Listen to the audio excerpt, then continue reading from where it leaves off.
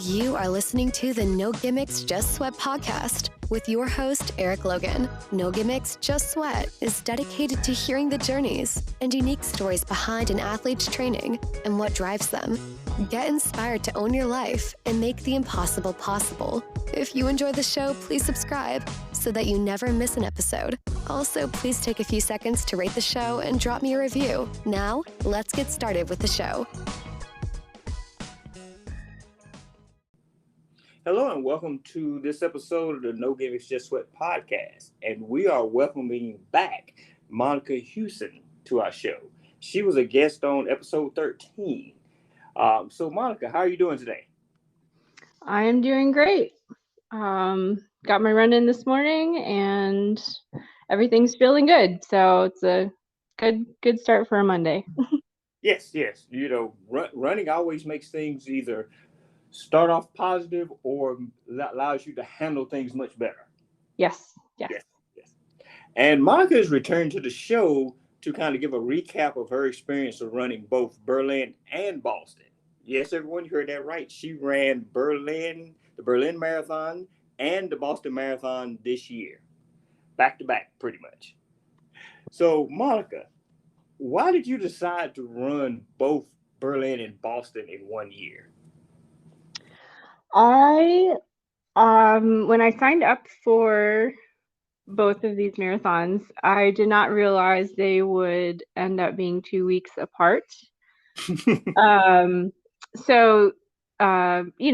COVID kind of has its own way of rescheduling everything recently. So originally, I thought Boston would be in April, and then Berlin would be a goal race in September. As things happened, though, Boston was rescheduled for October, and the reason that I went ahead with both of them was because I had been accepted into the Berlin lottery for 2020, and then they deferred all of us to this year. And the Berlin lottery is a little, it's pretty challenging to get selected, and I didn't want to have been selected and then not make use of that opportunity. And then the reason I went ahead with Boston was I had never run it before. The first year that I qualified was for 2020. I did run that virtually in my hometown, but anyone who has run Boston will tell you that there's just nothing like being there. And I just really wanted to make use of that opportunity. And as it happened, that meant running 2 marathons in 2 weeks. So that's kind of the backstory. All right, so let's kind of start with Berlin. And I know you mentioned that it's a process to get into it. Do you mind explaining that process? Sure. I entered the lottery for Berlin, actually with my friend Sophie.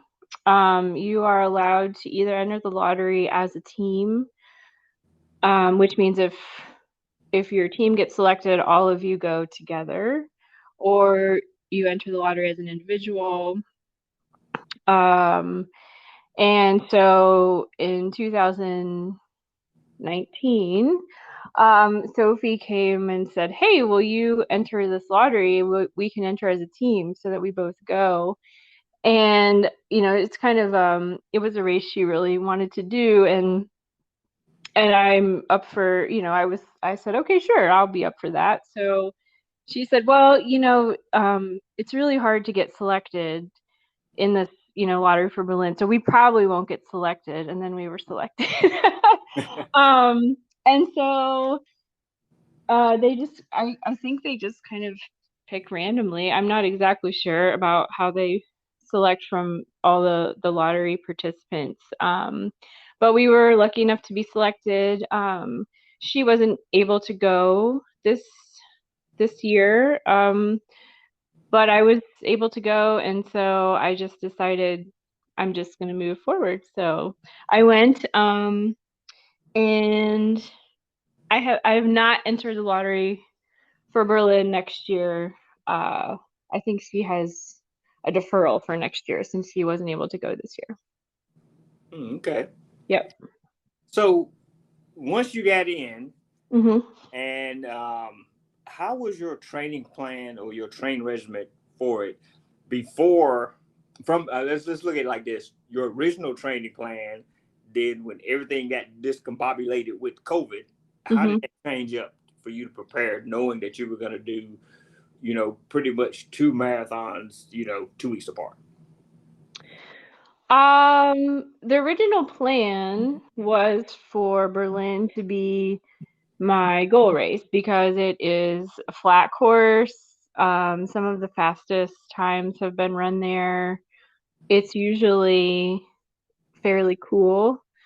Um, and so a lot of people end up running very well at Berlin. So my original plan was to go to Berlin, race my heart out, and then Boston would be kind of just like icing on the cake. I mean, I had no idea what kind of shape I would be in for Boston, but the original plan was to just kind of play that by ear and focus as if maybe Berlin was the only race. And so my training for Berlin was pretty normal. We didn't really um, make a lot of adjustments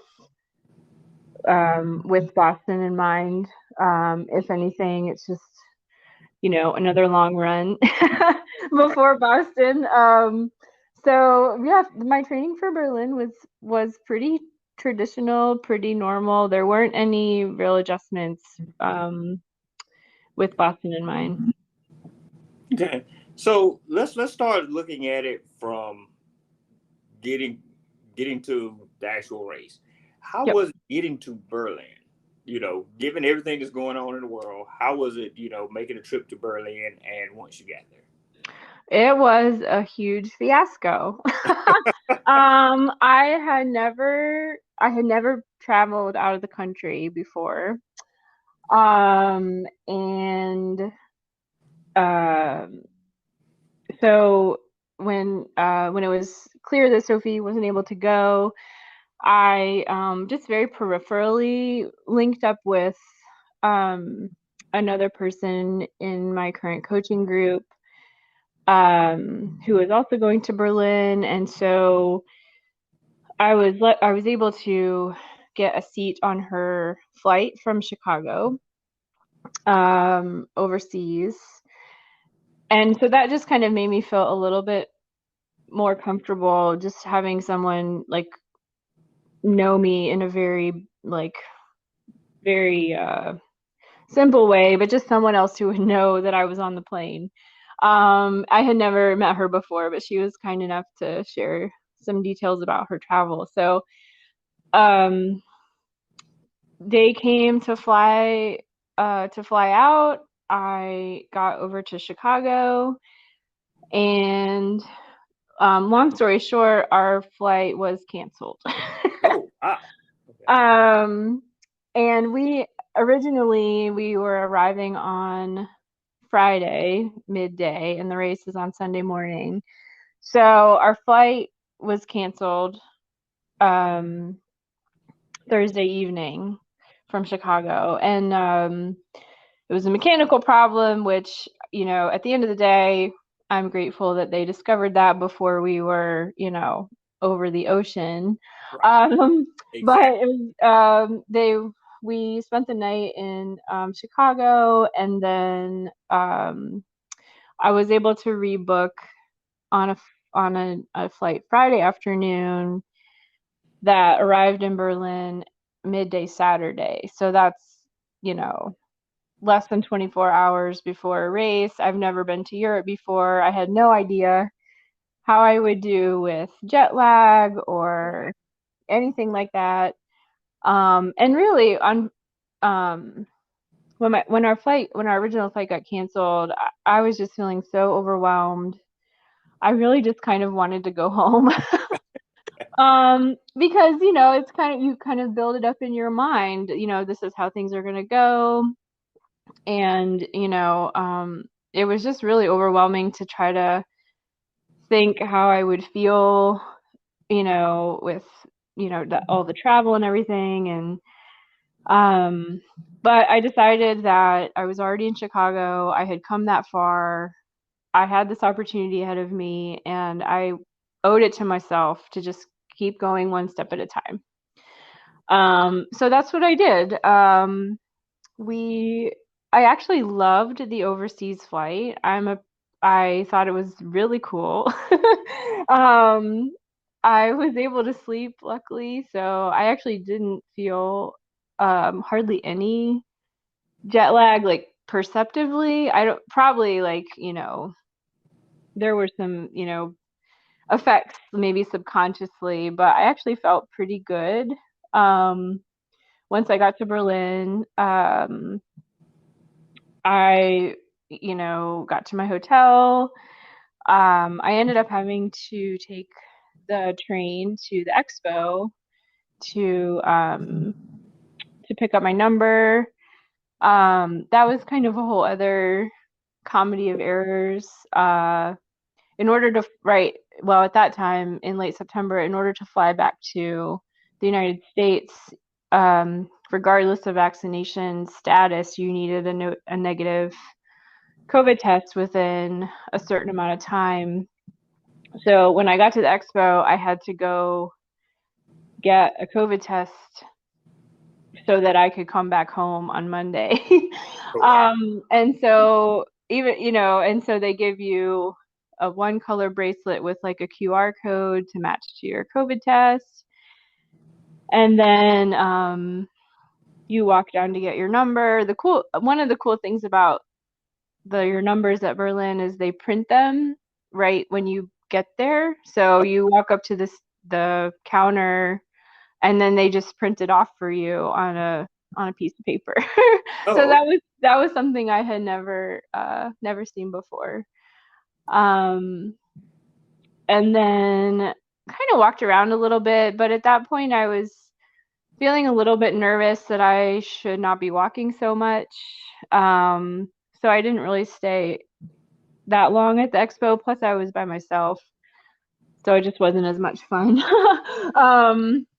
And so then I realized I had put on my registration form that I was fully vaccinated, and so that bracelet is a different color than the bracelet if you need a test. So I don't know if this was necessary, but I walked back to get the right color bracelet. Then I walked back to the train station and realized I had no safety pins for my number. So I ended up finding a grocery store that had one of those little sewing kits. And I got two of the little sewing kits. And then I got back to my hotel, assumed I would order room service.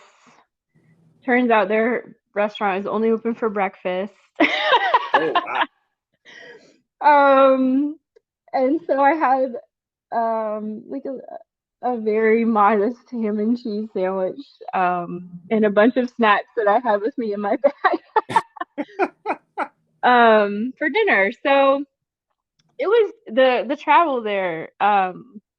It was pretty stressful, and I think in retrospect, I would absolutely leave at least 2 days wiggle time. In any other like international race I sign up for, I would leave way more than what I left for this race, just in case this ever would happen, which it's not uncommon for a flight to get canceled. Right. So I would leave more time. That's what I would do. It's a learning experience. Yes, for sure. Yeah. It is a learning experience. Yeah. All right. So everything just happened.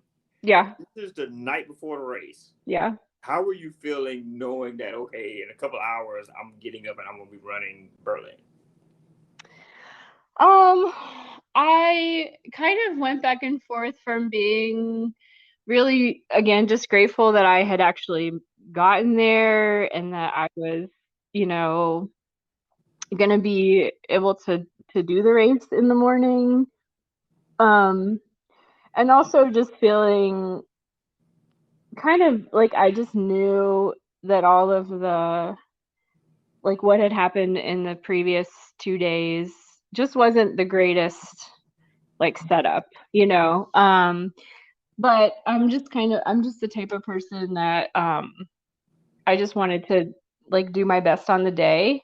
Right. And my best on the day means taking into consideration the other circumstances that I've had to manage, you know. And so I wasn't really sure what that would look like, but I knew that I would just give it what I had and you know, and just kind of go from there. So, Okay. So yep. it is race day. You are heading to the starting line. So how was that experience getting there, get ready to run this race? Like how was the weather? That's the important thing. The weather was it was about 64, 65. Okay. Okay. The race started at 9 or I started at 9:15. So it was actually much warmer, I think, than traditional or not traditional, but maybe Berlin Marathon in the past. Um, so it was yeah, it was already like 64, 65 when we were heading there. Um, I met a girl in my hotel who was also running, so it was really nice to have her companionship on the train ride there and walking to the crowd and everything like that. So that was um, a really kind of like a bright spot. It was for sure a bright spot to be able to go with someone. And so yeah, I mean, it was pretty traditional for major marathon logistics. Everything was very smoothly set up.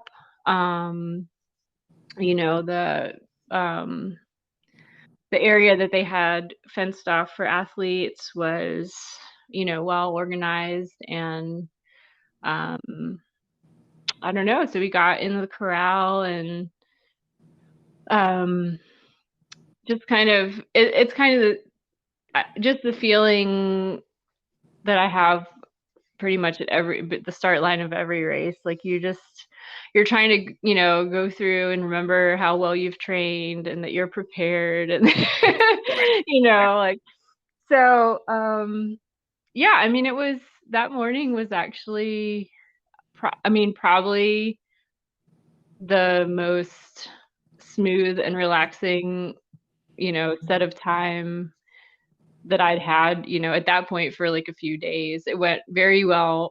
Right. I didn't have any problems. Right. Right. Yeah. Exactly. And that's what I was gonna Yeah. say. So it sounds like the start of the race day was much smoother, giving everything that you've kind of dealt with the last 2 days. Yeah, for sure. Yes. Okay, Yeah. so you started running. So Mhm. let's break it down into the first 13 miles and the second 13 miles. How was you feeling? How was the course? Um, you say it's relatively flat. Was it truly relatively flat? Was it what you expected? Mhm. Um I I would say I knew probably within maybe the first 10K that it wasn't going to be this race your heart out day. Okay. And I just think like the culmination of the travel and the heat and I think, you know, I was trying to let myself process those as they, you know, as it was all happening, but the marathon itself is kind of like a big deal to process. And so I think it was trying to like, you know, come to terms with all those things. And so um I think at that point I just again, like I was there to do my best on the day. And so I had to kind of change my mindset a little bit towards just one foot in front of the other, like just keeping going, you don't, it's not like if you're not going to PR, it's not worth running. Like, of course it's worth running. I mean, you trained so hard and you managed, all the rest of aspects of your life to, become, in shape to do this big goal.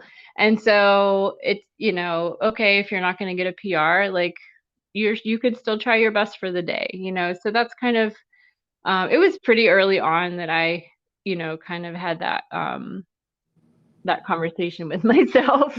And the fact that it was hot really did not help. I think that's probably the warmest marathon I've ever run, and I've run 9, I think, at this point. So it was probably mile 11.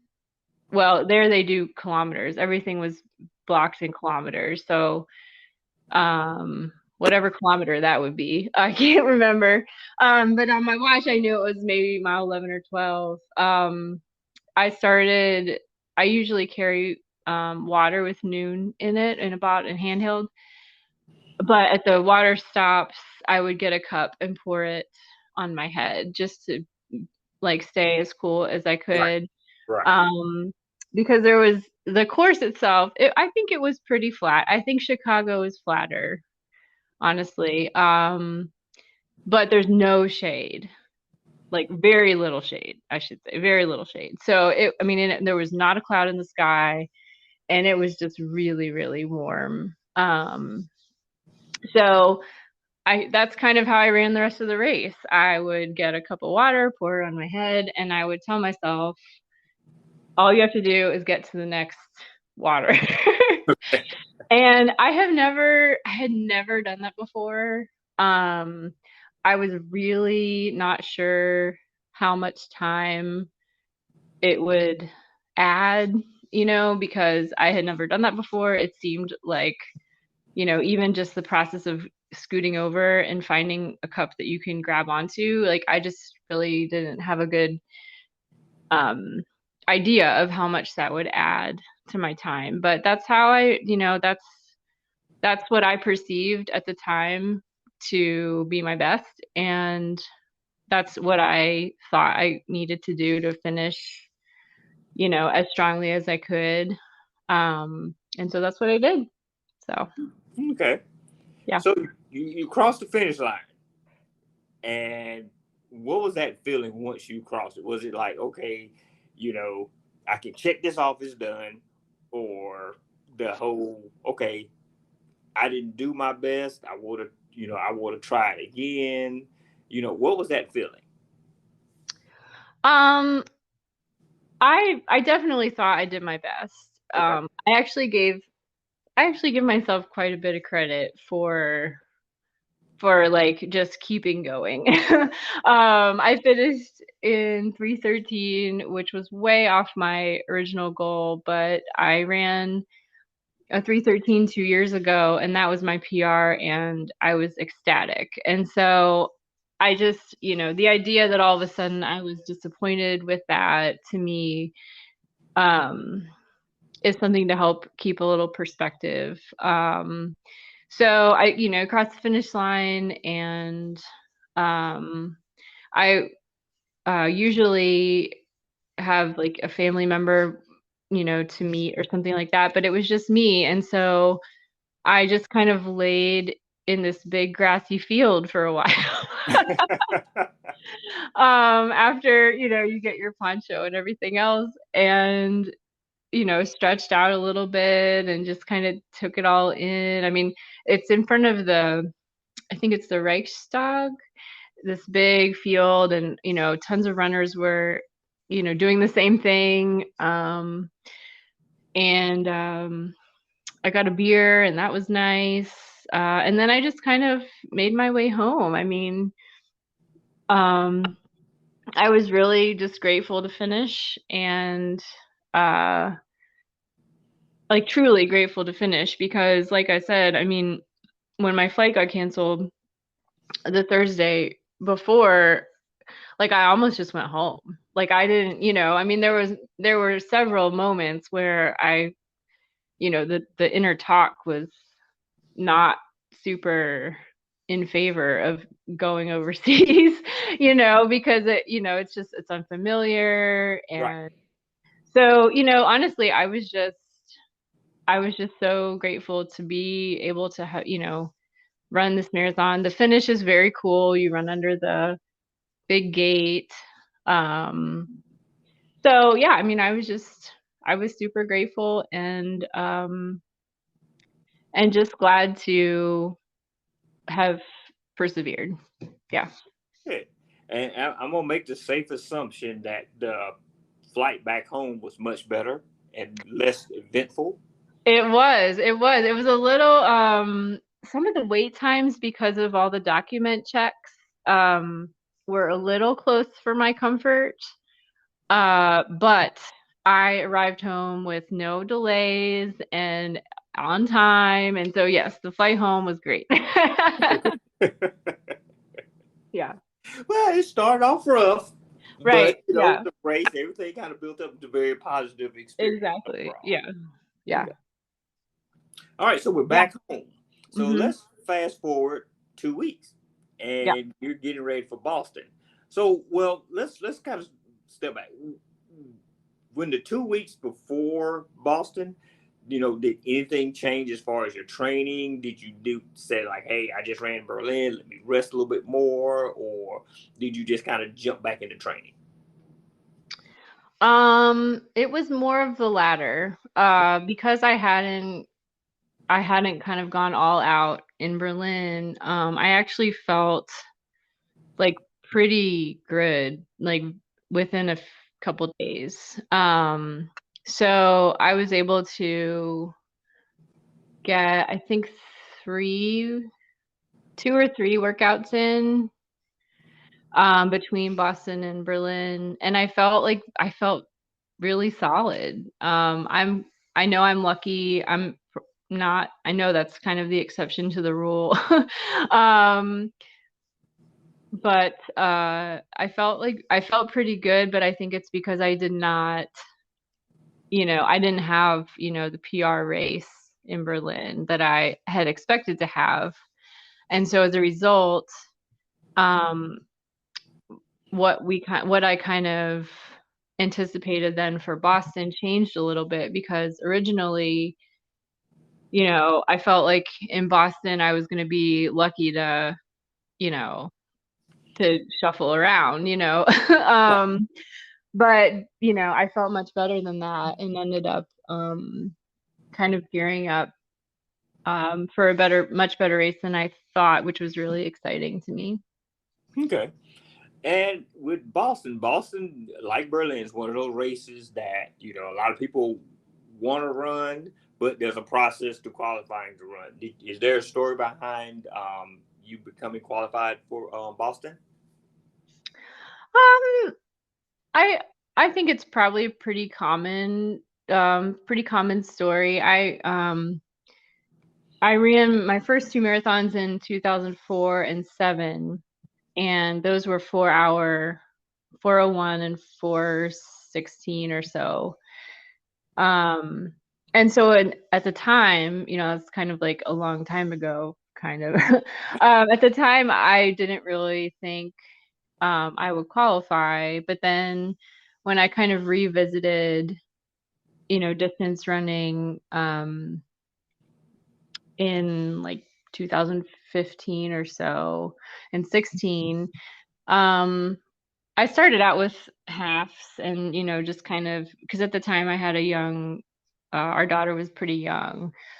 So, but then after that, I just kind of thought, you know what, like maybe I should just try to qualify. And so I hired my coach and was able to qualify in 2018 for 2020. So the qualifying window, if you qualify at the beginning, it's kind of a long window. But I was just, I mean, I worked really hard, and was really, I felt lucky to kind of check that box the first time I really went after it. And then I ran a race in March of this year, 2021, that or sorry. No, my race in Chicago 19, I think, qualified me for 2021. Yes. So Chicago 19 qualified me for 2021.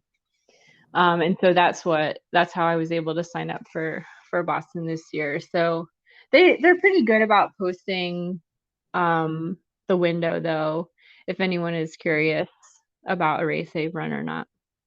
Okay. So getting to Boston, probably a much, much better experience than getting to Berlin. Yes, 100%. It was kind of night and day. Sophie and I traveled together, so that was fun. We got into Boston about 3, I think, Saturday afternoon, and Boston is on a Monday, so that was totally all right that we didn't get there till 3 on Saturday. Yeah. Mm-hmm. All right, so let's talk about the night before the race as you're preparing. Mm-hmm. Was it the same? Were you more relaxed and ready to go with Boston than you were with Berlin? Yes. We had a really lovely dinner with another of our friends that was running, and it was just so different than Berlin. And it was just like very just joyful and, just surrounded by this uplifting energy. Everyone, just so excited, and we were relaxed. I mean, we kind of made a point to be, not doing a lot of things on Sunday during the day. And so it probably couldn't have been that much more different than my experience ahead of Berlin. Okay. All right, it's race day. All right, let's talk about that experience. It's race day. You get into the start line. You're towing up, ready to go. What's going through your mind? I was just so excited to be there. They did it a little bit differently this year.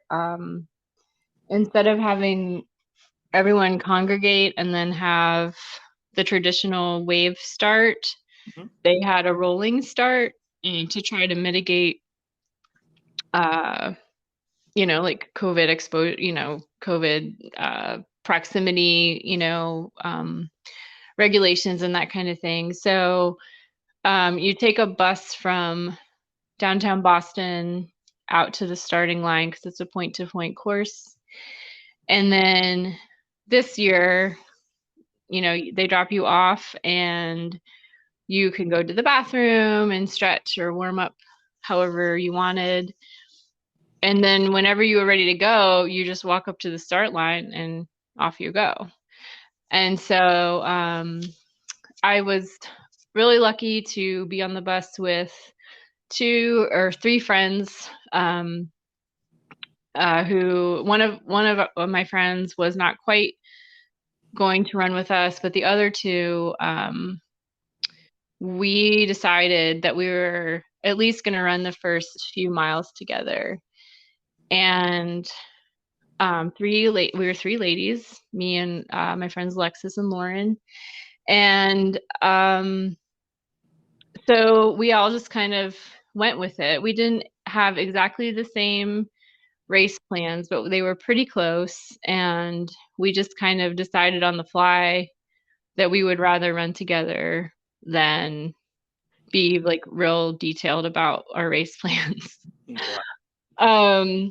And that was amazing. It was probably the best experience racing that I have had to date, because we really worked together for I think it was almost 16 miles to really keep each other's like on like focused, and if anyone had to pull off for a second, at least they could see us in the distance to try to catch back up. And it was just a really special way to run that race. I mean, I think it would be really just incredible race, no matter if you were running by yourself or with a group. But it was just amazing to be able to work with them. And I don't know, we just had a really awesome first part of that race. And then we got separated a little bit on the hills. Those are like maybe miles 17 to 21 or so. But we were never actually, I think we thought we were farther apart than we actually were, because, when you're running and trying to, stay focused on that task, it's a little bit hard to try to find people in among, all the other runners. Right. So we ended up finishing, I think, within maybe a minute and a half of each other. Oh, okay. So it was awesome. And the turn on Hereford and Boylston, I mean, those turns are as iconic as everyone says they are. I mean, it's just unbelievable. And so like you have it in your mind as a certain way, and it's like better than that. So I finished, and then I turned and I saw Lauren finish, and then we were just like remarking about how great it was to see each other. And then we saw Alexis come across, and it was just, I don't know, we have the most fun pictures from right after the line, and you can just tell that that it was just a really great day for all of us. So nice. Yeah. Now I always hear that Boston is a very hilly course. Is that true? Especially compared to that you kind of said that Berlin was kind of flat. So going from a flat marathon course to a hilly marathon course. Yes, there are there are some rolling hills in the beginning, but it's mostly downhill until mile 17 or so. And then there's a series of 4 hills, kind of 4 like remarkable hills. And they're not, I mean, this is kind of what you will read. They're not giant Mount Everest hills, but because of their placement in the course, you're just like kind of like, really, like I have to run up this hill at this, mile 18 or 19, So, but I will say I live in a very hilly town. Mm-hmm. And so I was actually curious, like, how bad are these hills, before I ran it. Right. And I'll say, like, I mean, they were nothing to sneeze at. I mean, it was definitely, it's a change of your mechanics. You've been running either flat or downhill for 16 miles, and then you're switching and running up. And so for some people, that actually feels better because their body's just really tired of running downhill. But either way, at that point, you're just kind of tired. So, I didn't think they were like impossible. I finished about a minute and a half faster in Boston than Berlin. So I was actually pretty happy with that. Okay. But it is, I mean, those hills they're there for sure. Yeah. I bet. All right. Taking everything you've experienced between these 2 races, Mm-hmm. And you can kind of even break it down individually if you want to. What do you know now that you wish you knew beforehand? That if you could go back in the time machine and tell yourself, like, hey, Monica, before you do this, remember this, what would it be? For Berlin, it would be that you should leave on Tuesday instead of Thursday. Well, I mean, there's no doubt. That's the only Right. thing. Um, for Boston, I actually don't know if I would change anything about the way I ran the race. I mean, maybe in future years I would run faster, but I didn't ever feel like my legs were busted. I didn't ever feel like I couldn't, I didn't have any cramping. I think I executed it actually pretty well, especially having run Berlin 2 weeks prior. Um, I think with Boston, I underestimated how much just like joy and celebrating there is around the race. I didn't know, I couldn't understand that really. I mean, after the race, we went, our Sophie and I stayed in downtown, right, pretty close to the finish line actually. And our restaurant had a patio, and I'm not kidding to say that we were there for probably 6 hours. And we texted everybody we knew, "Hey, we're gonna be hanging out on this patio and just, just relishing being here and making it here." And like like so many people that we were close to or that we had, followed on Instagram and we'd never met in person, it was just so nice to meet all these friends and congratulate each other and swap stories on what happened that day and just encourage each other and just celebrate for what the achievement is to have been there. um I think it would be really hard to have known that before I went there. But that's the one thing that I would say, like, get ready. Like, if you think, finishing is one thing, like, get ready for just how awesome the rest of the day is going to be. It's nice, nice. All right. So, what would be your advice or recommendation to anyone who desires to run Berlin or Boston? Um, I would just say be consistent in your training.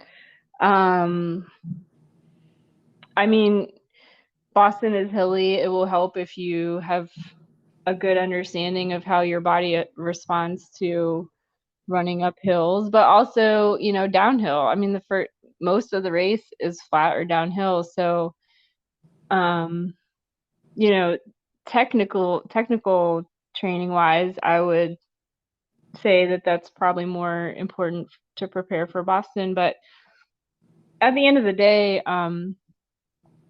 if you just are dedicated to your practice, I think you'll do really well. And that's not to say like you're not going to get sick or your child needs something and you have to rearrange things. But just the overall consistency and focus on kind of the long-term goal. I think that's really, I mean, I think that's true for every race though. Um, I would just, the more consistent you are, even with like, I think we talked in my other episode about lifting and nutrition is really important to me too. And so just the more you can support yourself, for success on a daily basis, the better you're going to be. Awesome, awesome advice. All right. So, what's next for you? New York Marathon on Sunday. Oh, okay. Well, we might have you back on it again. Right. Yeah, I'm really excited to give that one a go. I I'm looking forward to meeting up with some of the same friends as in Boston, and just really having just like another celebration of this crazy fall that I have scheduled for myself. But So at the end of the day, just you be able to look at what you've accomplished in yeah. 2021.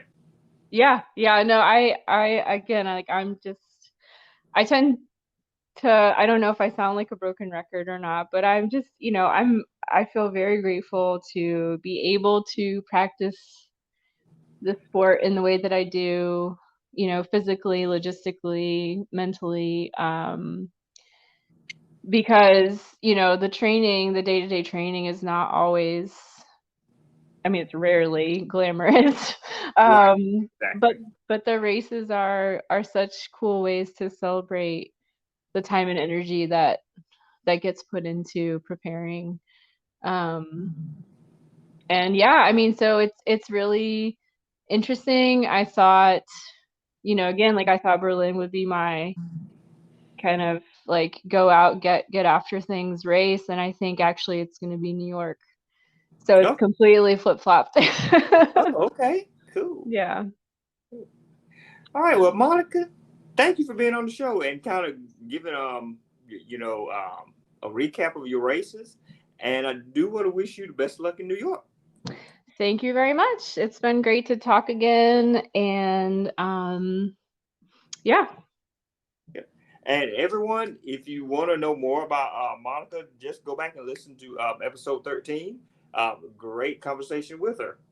Yeah. All right. Again, Monica, thank you. You're welcome. Have a great day. All right. You too. Thanks. All right. Bye.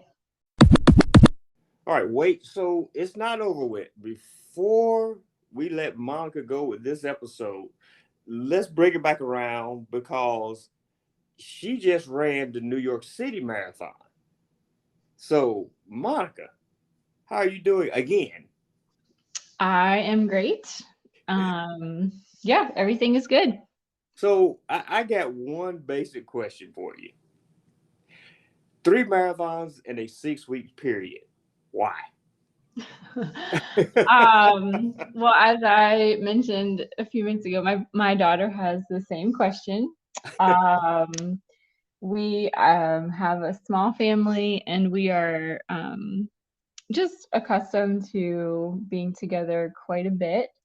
And so logistically, it was quite a change from our normal for me to be away for 3 weekends for a few days each in such a short amount of time. But as I explained to her, or as I've tried to explain to her, I signed up for these races before I knew they were all going to be so close together. And it's important to me to model that you finish what you start. So I, kind of went into it with an open mind, hoping to be able to put together strong, strong days at each of the races, and also understanding that that was going to be quite a stress in more ways than one, and just kind of giving it my best shot and being grateful for the opportunity to do those races, especially after 2020 when they didn't happen at all. So Okay. So, how do you feel? Again, 3 marathons, and not just like any old marathons. We're talking Berlin, Boston, New York City, and again, 3 marathons where a lot of travel was involved. So, how do you feel?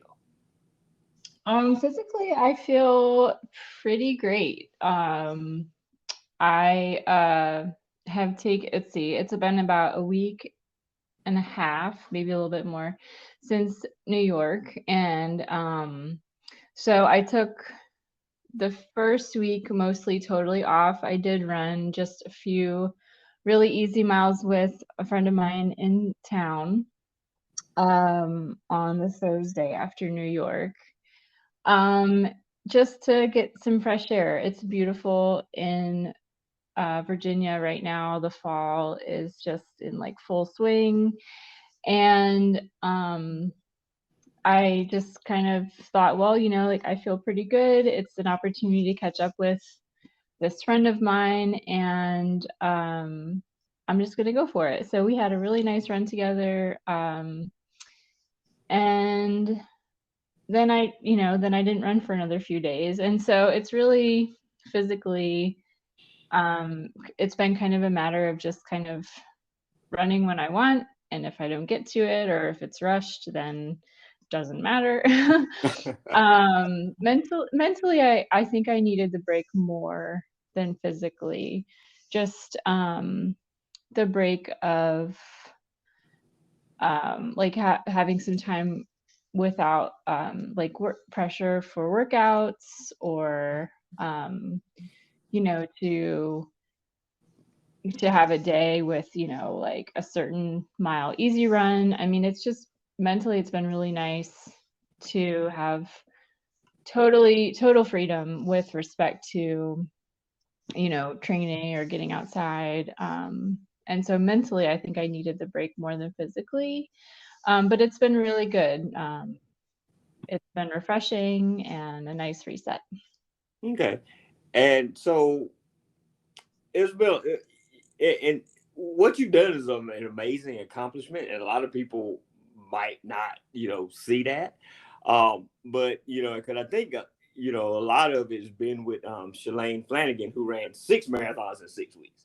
Mm-hmm. So I think that's where a lot of the coverage, a lot of the attention has been. But I guess because I follow you, and we've connected with podcasts and everything, 3 marathons in 6 weeks is still a major accomplishment in my book. Well, thanks. Yeah, I'm so happy with how the fall went. I didn't really, uh, I didn't really come down to where I wanted on time, but at the end of the day, I'm just so thrilled with how everything happened, and I'm so grateful for the time with friends that it was able to happen at the different races. I'm, just feeling really lucky to have had pretty good weather, more or less, for all the 3 races. And so, yeah, I mean, Shalane is, I mean, her commitment to what she set out to do is just super inspiring as well. And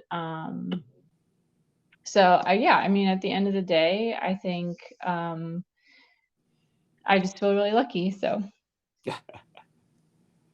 You're being modest.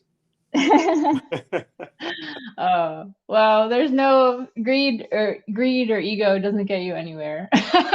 True that. Yeah. All right, so let's get into it. Let's talk about the night before the race. So how did you prepare, getting ready for the race? I prepared by getting Whole Foods Hot Bar.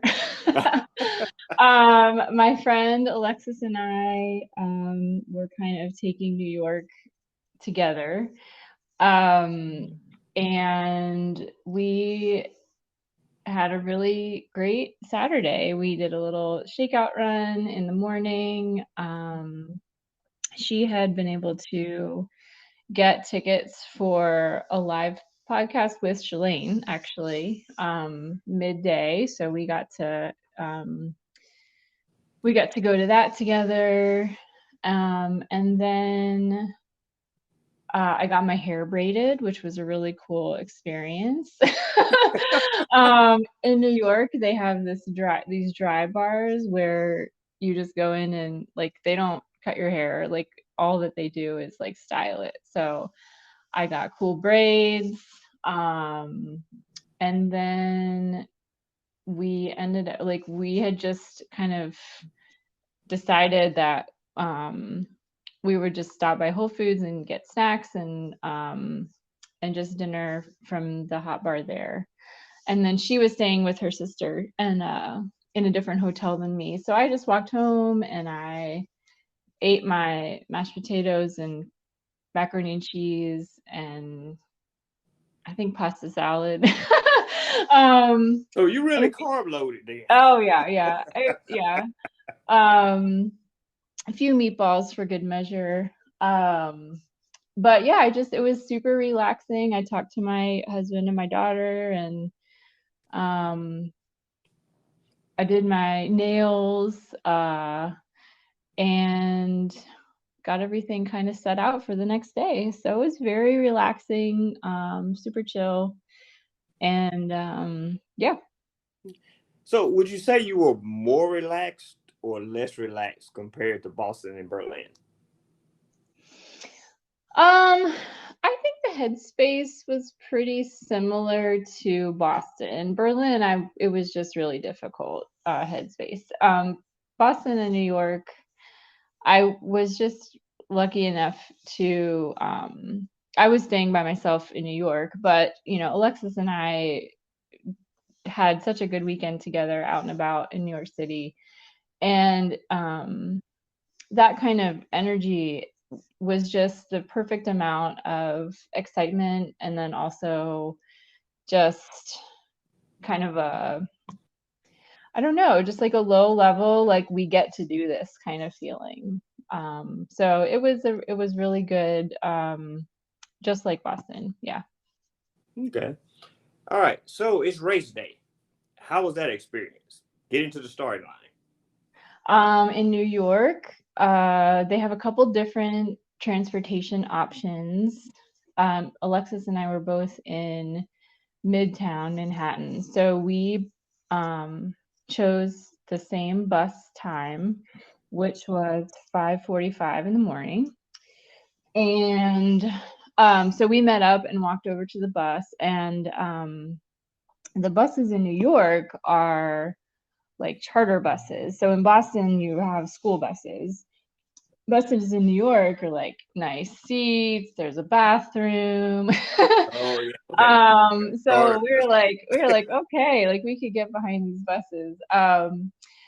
And they say in the material that the bus ride is like 90 minutes out to Staten Island. And both of us thought, wow, that's kind of a long bus ride. But I mean, neither of us had ever done it before. So we get on the bus, and it did not take 90 minutes. It was maybe 40 minutes, maybe. And we weren't sure if that was just because there weren't as many runners this year or what. So the starting area is pretty big, and they have you divided into corrals and colors. And they also have waves. Alexis and I were both in the same wave, but we were in different colors and different corrals. So so it goes wave, color, and then corral. So I was in the green wave. I'm sorry, color. She was in the blue color. And so the different areas for those different colors were kind of far apart. So we were able to walk to like the general starting area together. And then we kind of like said, hey, we'll see you this afternoon. Because there's so many people in the race, and the different colors start in different locations. So the first 5K at New York, if you're in a different color, it is different from a different color. So like the green first 5K is different than the blue first 5K. And after the 5K, everyone meets up in the same spot. Oh, interesting. Yeah, I didn't know that either until we were reading about it. And so we thought, gosh, like if we, I mean, technically, like we're about the same, pace range. And we were talking on the bus, like, wouldn't that be hilarious if we met up at the 5K and we're like, haha, that's ridiculous because there's like 20,000 people running, you know. And so yeah, so at the start she went to the blue area, I went to the green area, and our start time was 9:10 a.m. Oh, So okay. we had maybe, by the time we got to our spots, or my spot anyway, I had maybe like an hour or two to just kind of hang out, find a spot with a tree and just kind of lay and eat your food. um, and then they kind of, the para athletes start and the elite people start, and then they kind of signal everyone to go from into the actual little corral areas at whatever time ahead of your start time. So and get into the corrals, walk up on the bridge, and I don't know, it's just really awesome. I mean, the kind of starting on the bridge was just really cool. Everyone around me was just super friendly and so excited to be there. And I don't know, it was just really good energy. And then I'll take you a little bit further down the road. I'm running my 5K. Well, first of all, I forgot to I didn't actually push the button to start my walk until mile like 1.5. And they have you, it's really important to manual lap in New York, because once you get around the taller buildings, your GPS doesn't work. So didn't push the button on time when I started. And so I was a little bit, I mean, my overall time was off, my overall mileage was off, but at the end of the day, I have a pretty good idea of effort versus pace, so I wasn't too worried about that. So we're getting to the 5K. I'm seeing like all these people, like we're all merging onto the same road, and I'm like, oh, here comes all the blue people. And I kid you not, I'm running along and I hear beside me, "Hey girl." Oh, wow. And it was Lexus, and we could not have played it better if we tried. So we ran together until about mile 16 or 17. And it was just a blast. I mean, we ran together in Boston, and it was just like the icing on the cake to meet up in such a huge race. It was just the icing on the cake. So yeah. Yes. With that many people to just meet up with a person that I know. Yeah. Yeah. Yeah. All right. So as you're running, how are you feeling as far as not just your confidence level, but physically, again, compared to Berlin and Boston, and as well as knowing that you just ran Berlin and Boston? I was feeling okay, really. I live in kind of in a town with a lot of rolling hills, and so the course in New York is fairly rolling itself. So physically, I was doing okay. The one challenge that I had actually in all three races was related to hydration. I have in the past carried a handheld bottle, Mm-hmm. and so I don't have to go and like get water from the water stops, which in the past has always been kind of a perk. But in all three fall races, my bottle just drove me absolutely crazy. And so finally at mile, I don't know, 16 or 17 again, I just like chucked my water bottle at a water stop because it was just driving me crazy. And so after that, then I had to get water from the water stops, which I'm not super experienced with. And so that really kind of broke my momentum pretty significantly. And so, but it was just kind of a thing where after kind of like kicking the can down the road and being like, maybe it was just, I don't know why that bothered me. And then in Boston, like again, like I don't want to carry this anymore. And then finally in New York, I said, I'm gonna just drop it, like it's bothered me for 2 other times. It's bothering me again today. It's not worth it. So that was a change during the race. That was probably the biggest challenge. Physically, like my legs, like my body felt, pretty decent. All things considered, I didn't have any major malfunctions. um, but the hydration was probably the biggest challenge. And so now, but like that's just a good takeaway. Like you can learn something from every race that you do, and that's just something that I'm going to have to work on in the future. So Okay.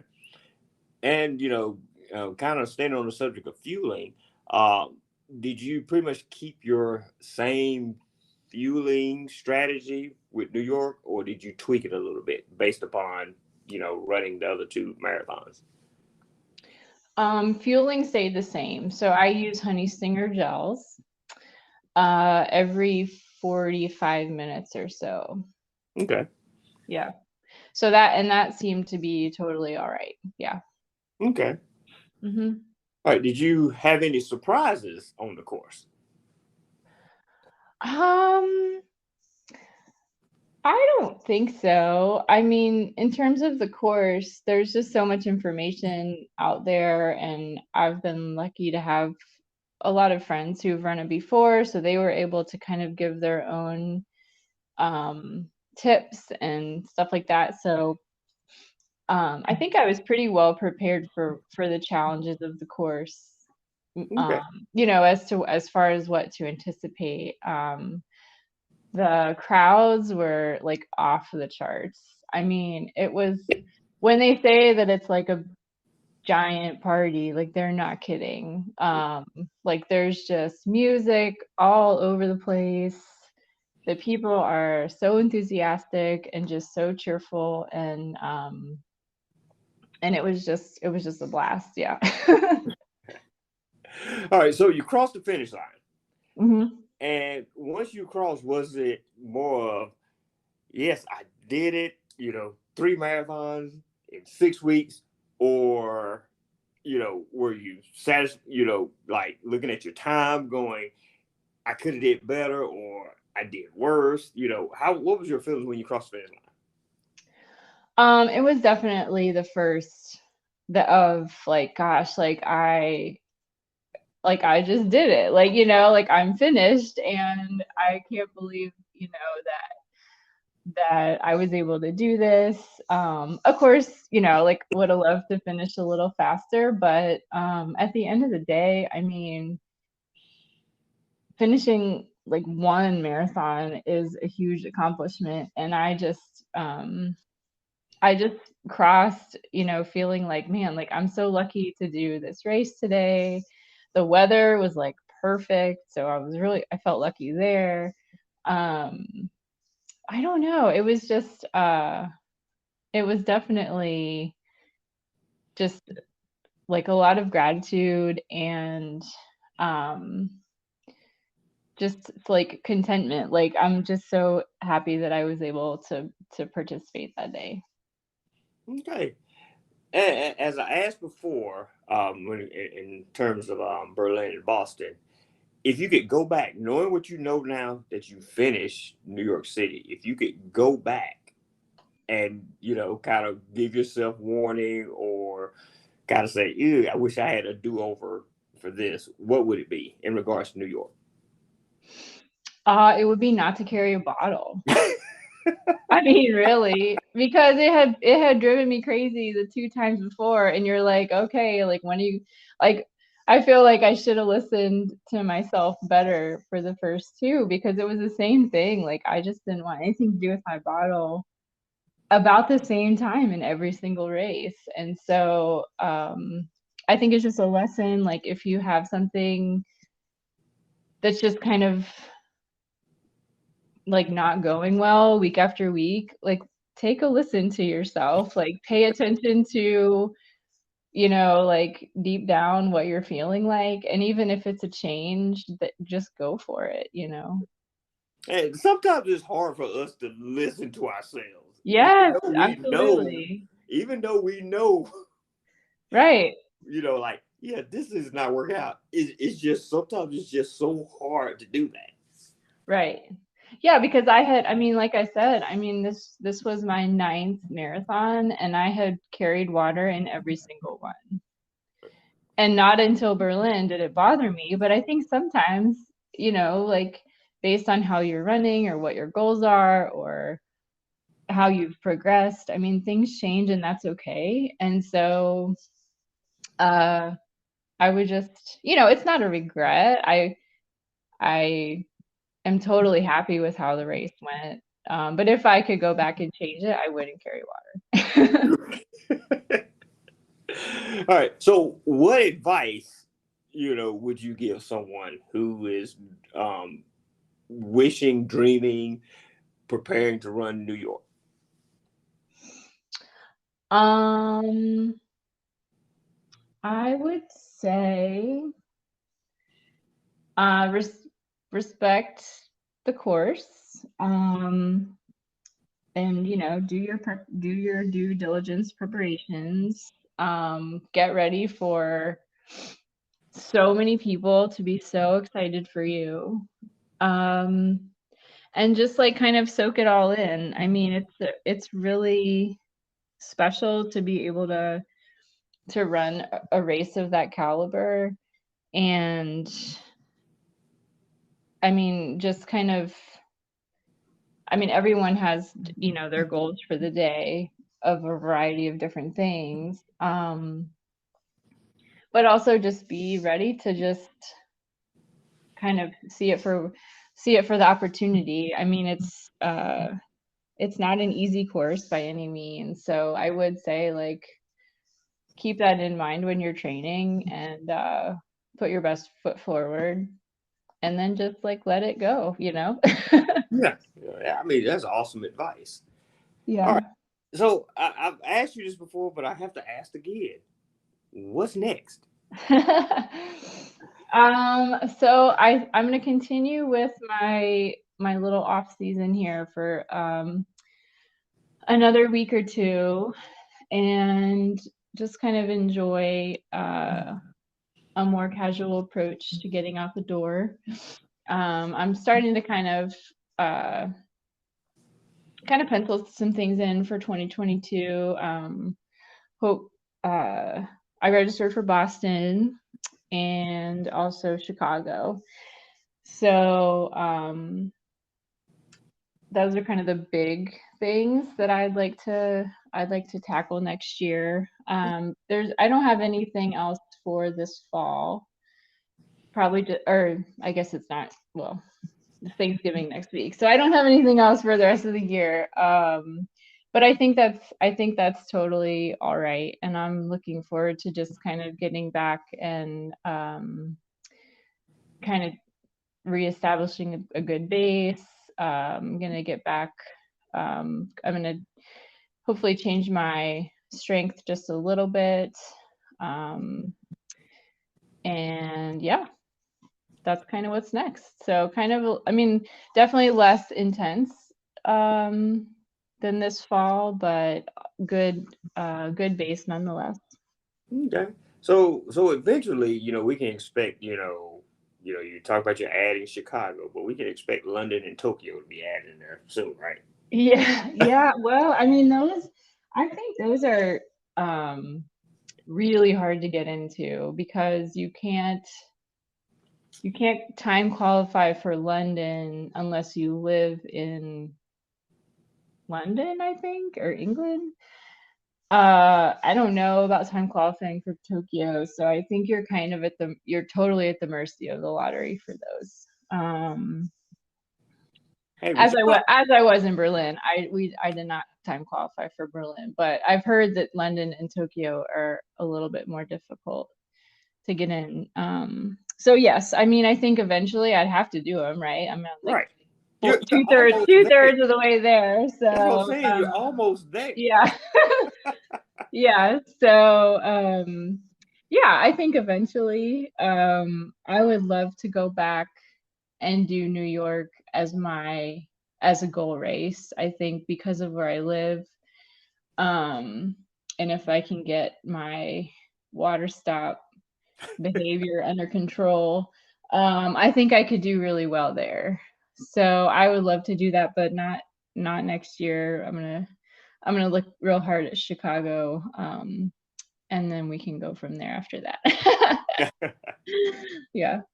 Well, Monica, again, thank you for coming on the show and sharing your story and your experiences. You are very welcome. I'm so glad we could recap all three, and I'm happy to share. Yes. The super episode is like a double stuffed Oreo episode. Oh yeah, those are the best. All right. So you have a wonderful day, okay? All right, thank you. All right. Bye-bye. Bye. Thank you for listening to this episode of the No Gimmicks, Just Sweat podcast. We really appreciate everyone who tunes in each week. If you enjoyed today's show, please support us by subscribing, rating, and reviewing the show wherever you listen to podcasts. And remember to tell your friends about the No Gimmicks, Just Sweat podcast, so we can continue to have awesome conversations with everyday athletes just like you. Until next time, have an amazing week.